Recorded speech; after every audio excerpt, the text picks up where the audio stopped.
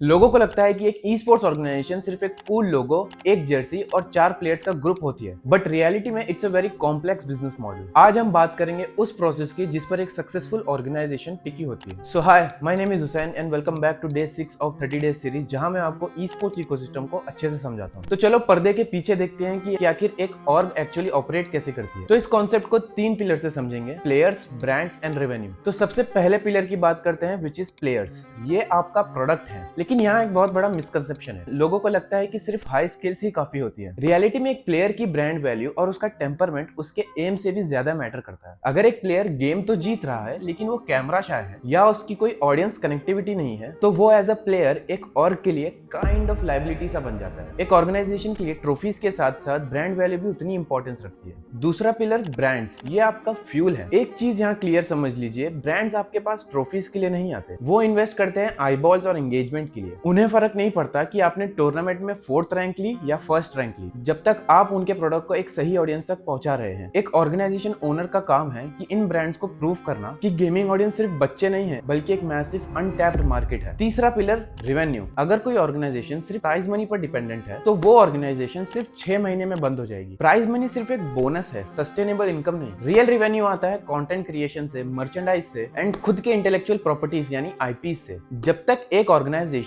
अपना पैसा विन से डाइवर्सिफाई करके वैल्यू क्रिएशन में नहीं डालती, तब तक वो सिर्फ एक गैम्बलिंग सेटअप है, कोई बिजनेस नहीं। इंडिया में 90% ऑफ ऑर्गेनाइजेशन इसीलिए फेल होती हैं, क्योंकि ऐसी ऑर्गेनाइजेशंस इन तीनों पिलर्स को बैलेंस नहीं कर पाती। एक ऑर्गेनाइजेशन ओनर का यही एक असली चैलेंज होता है कि इन तीनों पिलर्स को एक साथ सस्टेन करना। अगर एक भी पिलर मिसिंग हुआ तो इवेंचुअली बाकी दोनों भी स्ट्रगल करेंगे। तो ये थी एक रियल पिक्चर कि आखिर एक ई स्पोर्ट्स ऑर्गेनाइजेशन होती कैसी है। तो आई होप इस वीडियो से आपको कुछ नॉलेज जरूर मिली होगी एंड आपका पर्सपेक्टिव थोड़ा चेंज हुआ होगा। If yes, then make sure to follow and stick around, क्योंकि कल के वीडियो में मैं आर्ग्यू करने वाला हूँ कि इंडियन स्कूल्स में भी एक ई स्पोर्ट्स टीम होनी चाहिए, बिल्कुल वैसे ही जैसे एक क्रिकेट एंड फुटबॉल टीम होती है। तो मिलते हैं कल के वीडियो में and I will see you tomorrow.